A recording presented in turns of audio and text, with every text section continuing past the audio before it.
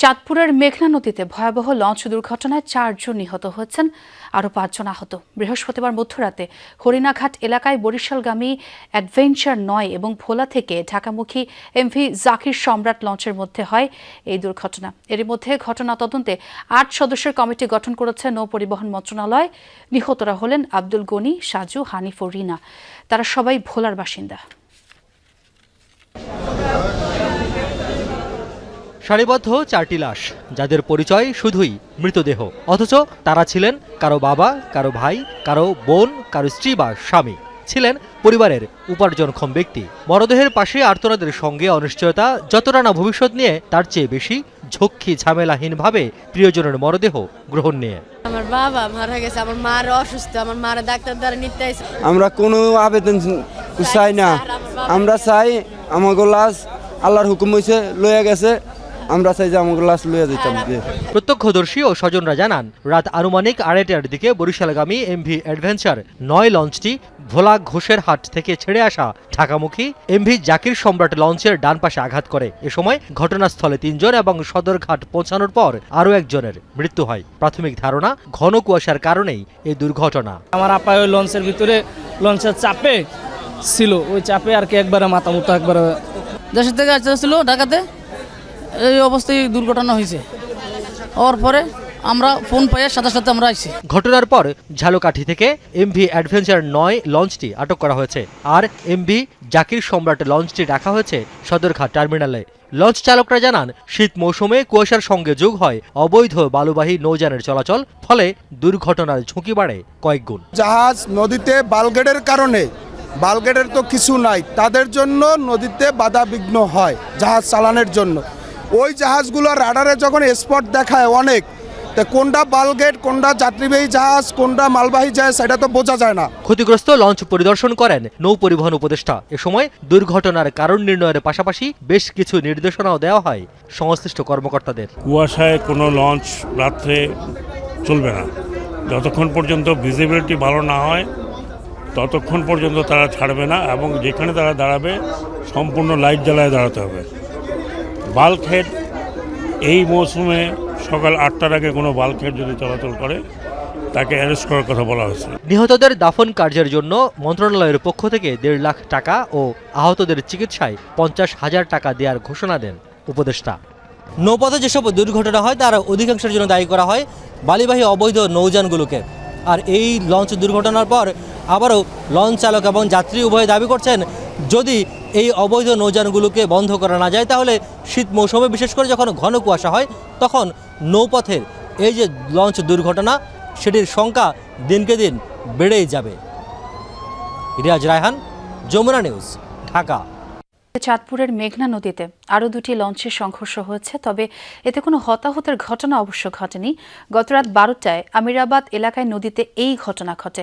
লঞ্চের সুপারভাইজার জানান, ঢাকা থেকে যাত্রী নিয়ে বরিশাল যাচ্ছিল এম খান 7। ঘন কুয়াশার কারণে এম খান 7 লঞ্চে ধাক্কা দেয় চাঁদপুর থেকে ঢাকাগামী ইগলচার। এতে ক্ষতিগ্রস্ত হয় এম খান 7 লঞ্চটি। পরে যাত্রী নিয়ে বরিশাল নৌবন্দরে পৌঁছায় দুর্ঘটনা কবলিত এম খান 7। বর্তমানে লঞ্চটির মেরামত কাজ চলছে।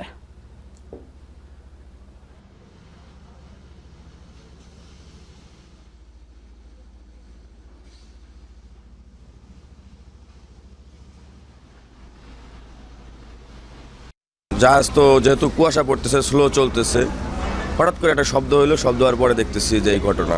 তো আমাদের লঞ্চে কোনো হতাহতের ঘটনা ঘটে নাই, সামান্য ক্ষতিগ্রস্ত হয়েছে লঞ্চে। নারায়ণগঞ্জের ফতুল্লায় লঞ্চের ধাক্কায় বালুবাহী বাল্কহেড ডুবে যাওয়ার ঘটনার নিখোঁজ 2 শ্রমিকের মরদেহ উদ্ধার করা হয়েছে। বিকেলে বুড়িগঙ্গা নদী থেকে জহিরুল ইসলাম শাকিল ও মোহাম্মদ হাসানের মরদেহ উদ্ধার করা হয়। এর আগে ভোরে ফতুল্লার ধর্মগঞ্জ এলাকায় বুড়িগঙ্গা নদীতে একটি বেসরকারি ডক ইয়ার্ডের ঘাটের সামনে এই ঘটনা ঘটে। নৌপুলিশের নারায়ণগঞ্জ অঞ্চলের পুলিশ সুপার আলমগীর হোসেন জানান, বাল্কহেডটি নদীতে নোঙর করা ছিল। এ সময় ঢাকামুখী সুন্দরবন 16 লঞ্চ বাল্কহেডটিকে ধাক্কা দেয়। এতে ডুবে যায় বালুবাহী নৌযানটি। 3 জন শ্রমিক সাঁতরে তীরে উঠতে পারলেও খোঁজ থাকে 2 শ্রমিক। তাদের সন্ধানে নদীতে উদ্ধার তৎপরতা চালায় নৌপুলিশ, ফায়ার সার্ভিস ও কোস্টগার্ড। সারা দেশে বেড়েছে শীতের দাপট, বইছে হিমেল হাওয়া। তাপমাত্রার পারদ নেমেছে 10 ডিগ্রির নিচে। আজ দেশের সর্বনিম্ন তাপমাত্রা রেকর্ড করা হয়েছে যশোরে 9 ডিগ্রি সেলসিয়াস। বেলা গড়ালেও দেশের বেশিরভাগ স্থানে সূর্যের দেখা মেলেনি। তীব্র শীতে কষ্টে দিন কাটছে হতদরিদ্র ও ছিন্নমূল মানুষের। ঠান্ডায় ব্যাহত কৃষিকাজ, জনজীবনে নেমে এসেছে স্থবিরতা। কুয়াশার চাদরে নিজেকে যেন মুড়িয়ে রেখেছে প্রকৃতি। অন্ধকারাচ্ছন্ন ভাব কাটেনি বেলা গড়ালেও। ঘন কুয়াশার কারণে দুপুর পর্যন্ত সূর্যের দেখা মেলেনি দেশের বেশিরভাগ জেলায়। দিনে দুপুরেও রাস্তায় হেডলাইট জ্বালিয়ে চলছে যানবাহন। হিমেল হাওয়ায় আরও বেড়েছে শীতের দাপট। ভালোই ঠান্ডা হয়। সকালবেলা ঘুম থেকে উঠছি, কিছুই দেখা যায় না। 20 গজ 10 হাত দূরে দেখা যায় না।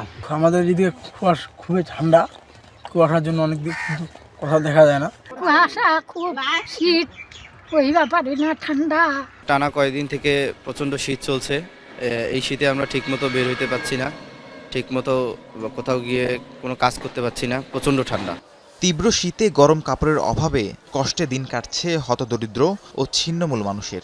ছুটির দিন হওয়ায় প্রয়োজন ছাড়া ঘরের বাইরে যাচ্ছে না কেউ। তবে নিম্ন আয়ের শ্রমজীবী মানুষের ঘরে থাকার উপায় নেই। কাজের জন্য বের হলেও শীতের তীব্রতা ব্যাঘাত ঘটাচ্ছে সেখানেও।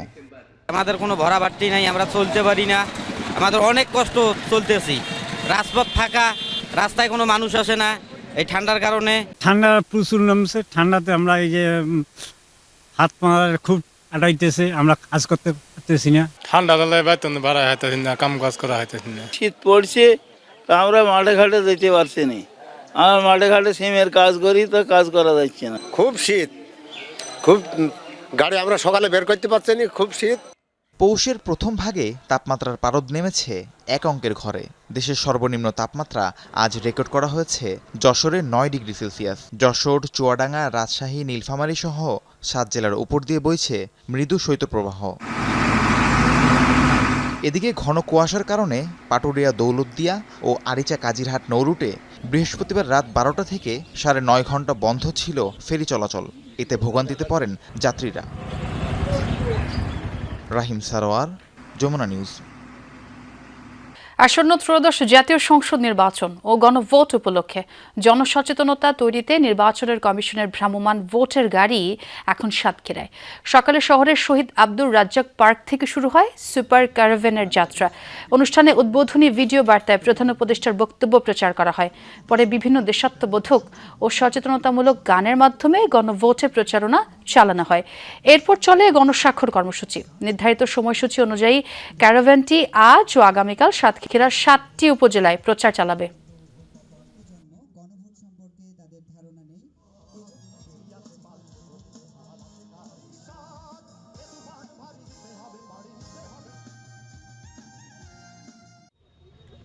বাংলাদেশ একটি গুরুত্বপূর্ণ সময় উপলক্ষে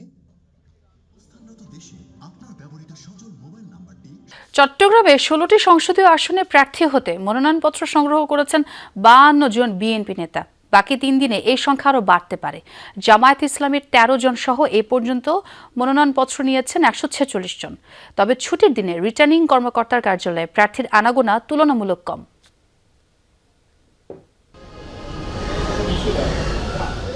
সরকারি ছুটির দিন হলেও পূর্ব নির্দেশনা অনুযায়ী খোলা চট্টগ্রাম আঞ্চলিক নির্বাচন কার্যালয়। মনোনয়নপত্র বিতরণকে কেন্দ্র করে বাড়ানো হয়েছে নিরাপত্তা। বিভাগীয় কমিশনার কার্যালয়ে, জেলা প্রশাসক কার্যালয়ে এবং উপজেলা নির্বাহী কর্মকর্তার কার্যালয়ে মিলছে মনোনয়নপত্র। তবে ছুটির দিনে প্রার্থীদের আনাগোনা একেবারেই কম। হাতে গোনা কয়েকজন প্রার্থী কর্মী সমর্থক নিয়ে সংগ্রহ করেন মনোনয়নপত্র। প্রার্থী হওয়ার জন্য আমার দল এবং আমি ব্যক্তিগতভাবে এটার জন্য ফার্মলি ডিসাইডেড, এবং আমরা জনগণের কাছে ডোর টু ডোর আমরা নক করতেছি। আমি নিজে সব কাজ করতেছি। একটা প্রচলিত ধারণা আছে মানে নির্বাচন করা মানে অনেক লোকজন নিয়ে করতে হবে, অনেক টাকা পয়সা হুড়োড়ি করতে হবে। আমি এগুলো কোনটা ধার কাছে যাচ্ছি না। চট্টগ্রামের 16টি সংসদীয় আসনে এখন পর্যন্ত মনোনয়নপত্র সংগ্রহ করেছেন 146 জন প্রার্থী। এর মধ্যে বিএনপির 52 জন, জামায়াতের 13 জন, স্বতন্ত্র 16 জন, অন্যান্য দল থেকে নিয়েছেন 58 জন। ভোটের মাঠে আচরণবিধি লঙ্ঘনে ব্যবস্থা নিতে রিটার্নিং কর্মকর্তাদের বিচারিক ক্ষমতা প্রদান করায় তদারকিতে সুবিধা হবে বলছেন সংশ্লিষ্ট কর্মকর্তারা। তাৎক্ষণিক যাতে ওনারা বিচার করতে পারেন সে ক্ষমতাটুকু দেওয়া হয়েছে। এদিক থেকে আমরা দেখতে পাচ্ছি, আমরা তো একাধিকবার গিয়েছি, আচরণবিধিটাও মোটামুটি এখনো পর্যন্ত প্রার্থীরা খুব আচরণবিধি মেনে চলছেন। অবাধ, সুষ্ঠু ও গ্রহণযোগ্য নির্বাচনের জন্য সম্ভাব্য সব পদক্ষেপ গ্রহণের কথা জানান রিটার্নিং কর্মকর্তা। বিভিন্ন রাজনৈতিক দল তারা আশ্বস্ত করেছে যে তারা সার্বিকভাবে সহযোগিতা করবে। আমি আমার আইনশৃঙ্খলা বাহিনীর সকল স্তরের সাথে কথা বলেছি এবং তারাও সবাই ডিটারমাইন্ড। এই মুহূর্ত পর্যন্ত আমি তেমন কোনো চ্যালেঞ্জ দেখছি না। চট্টগ্রামের 16টি সংসদীয় আসনে মোট ভোটকেন্দ্র 1968টি, মোট ভোটার 66,82,517 জন। জোবায়ের ইবনে শাহাদাত, যমুনা নিউজ, চট্টগ্রাম। তুচ্ছ ঘটনায় প্রতিবেশীর হাতে খুন হলেন 70 বছরের বৃদ্ধ। সকালে চট্টগ্রামের সীতাকুণ্ডে ঘটে চাঞ্চল্যকর এই ঘটনা। জমিজমা নিয়ে বিরোধের জেরে এই হত্যাকাণ্ড বলে অভিযোগ নিহতের পরিবারের। এই ঘটনায় পুলিশ একজনকে গ্রেফতার করলেও মূল অভিযুক্ত পলাতক। 70 বছর বয়সী নবিউল হকের মরদেহ সামনে নিয়ে দাঁড়িয়ে আছেন পরিবারের সদস্যরা।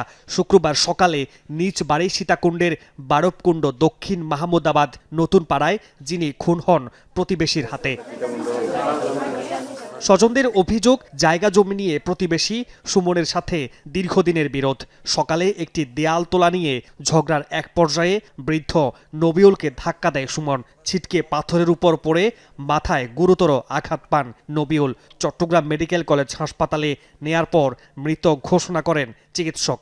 বাড়িতুন বার করমু এগিন করতে করতে বস দিছে ডাক্কা গিয়ে ডাক্কার লগে হরি মুখে দিয়ে রক্ত চলিয়েছে। পিছে তো অবশ্য সামু পিছে নহলে কেন তো সবসময় এইসব এগিন করছি আর লগে আরো 2 বছর 3 বছর আগে তো শুরু করছি।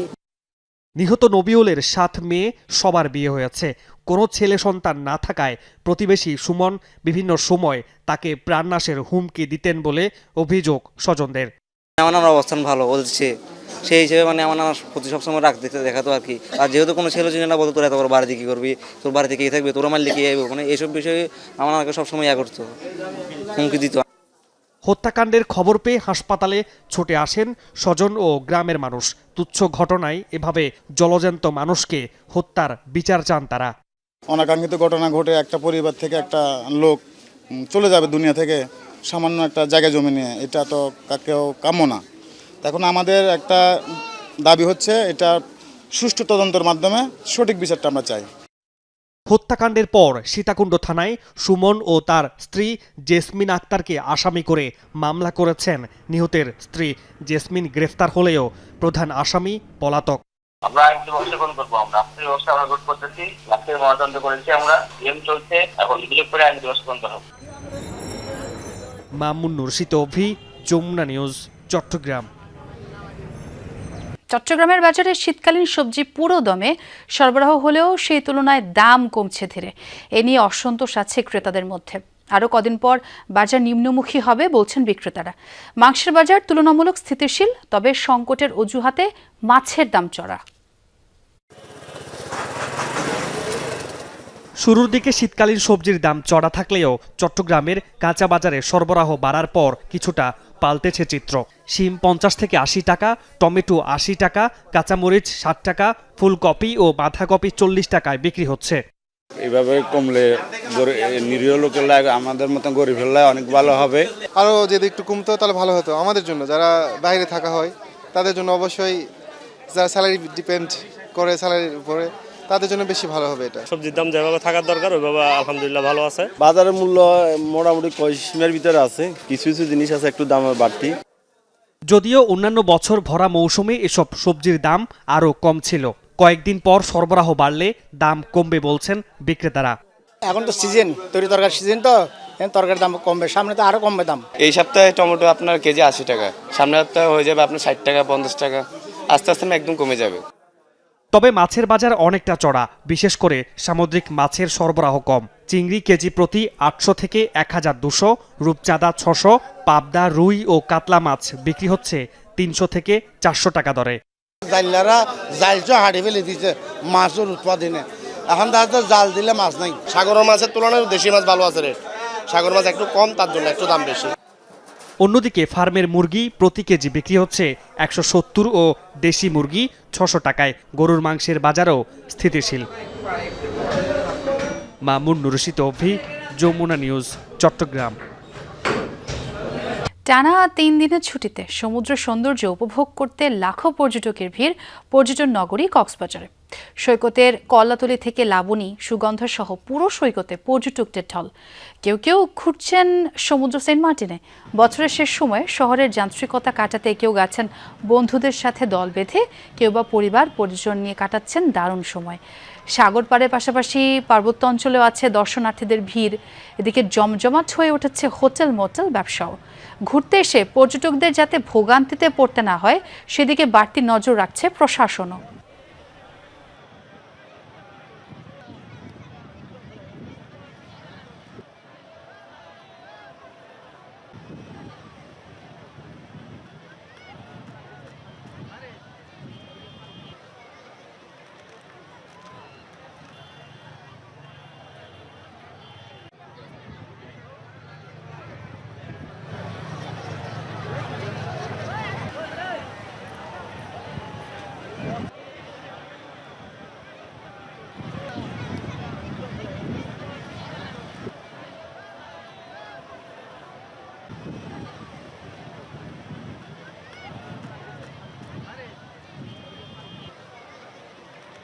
যেমনটি বলছিলাম, কক্সবাজারে টানা 3 দিনের ছুটি কাটাচ্ছেন পর্যটকরা। সেই খবর রাখছেন সহকর্মী এহসান আল কুতুবী। তার সঙ্গে যোগ দিতে চাই।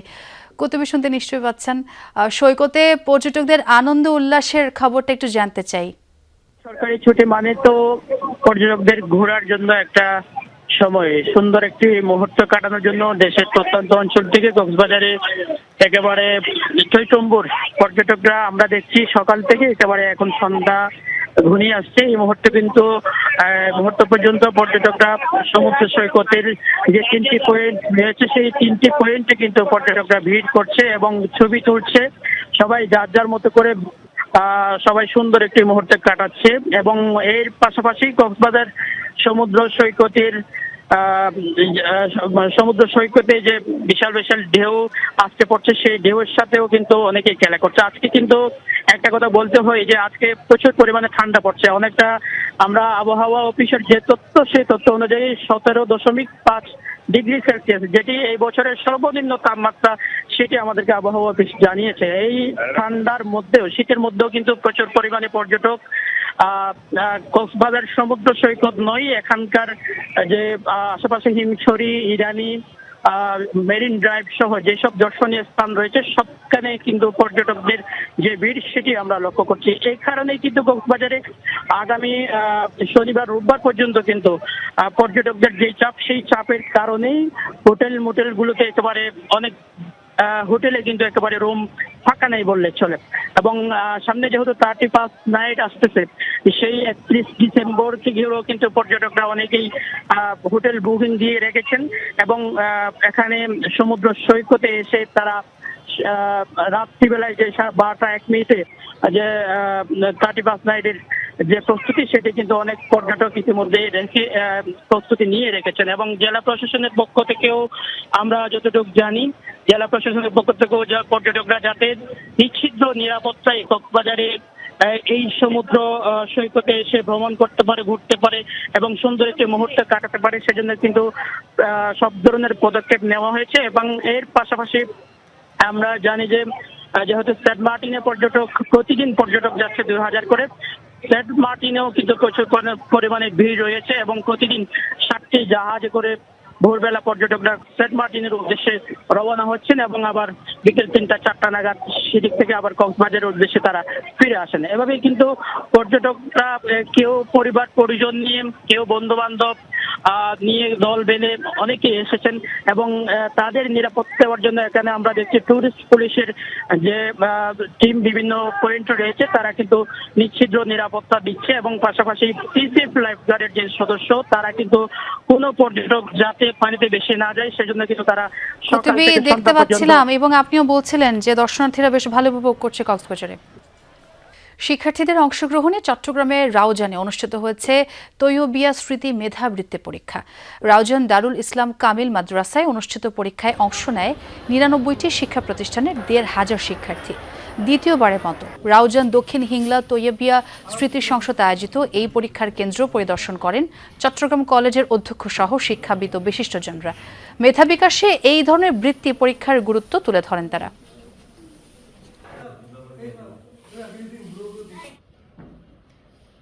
ফল প্রকাশ ও পুরস্কার বিতরণ উপলক্ষে শিক্ষার্থী সমাবেশ অনুষ্ঠিত হয়েছে চট্টগ্রামে। এশিয়ান আবাসিক স্কুল অ্যান্ড কলেজে এই অনুষ্ঠানে বক্তারা আগামীর যোগ্য নাগরিক হিসেবে নতুন প্রজন্মকে গড়ে তুলতে শিক্ষক ও অভিভাবকদের ভূমিকা তুলে ধরেন। পাঠ্য বইয়ের পাশাপাশি মানবিক মূল্যবোধ ও নৈতিকতার চর্চার তাগিদ দেন তারা। অনুষ্ঠানে প্রতিষ্ঠানের অধ্যক্ষ, সিভিল সার্জন, চট্টগ্রাম বিশ্ববিদ্যালয়ের নজরুল গবেষণা কেন্দ্রের পরিচালক সহ অন্যান্য শিক্ষক ও অভিভাবকরা উপস্থিত ছিলেন।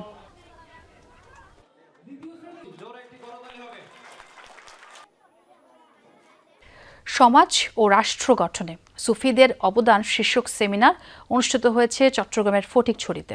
গোপালঘাটা উচ্চ বিদ্যালয় মিলনায়তনে অনুষ্ঠিত সেমিনারে বক্তারা বলেন, সুফিবাদীরা অন্যায়, জুলুম ও বৈষম্যের বিরুদ্ধে নৈতিক প্রতিবাদের পথ দেখিয়েছেন।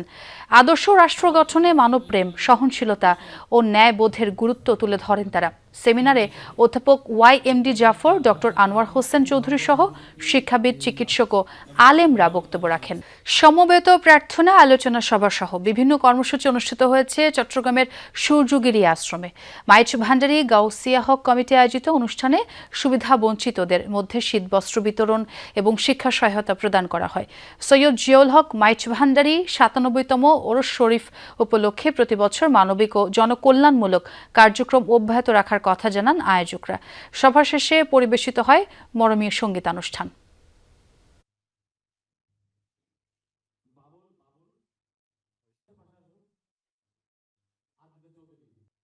আদর্শকে এই ছিল আমার কাছে সবশেষ হাতে থাকা তথ্যগুলো। এতক্ষণ যারা সঙ্গে ছিলেন সবাইকে ধন্যবাদ।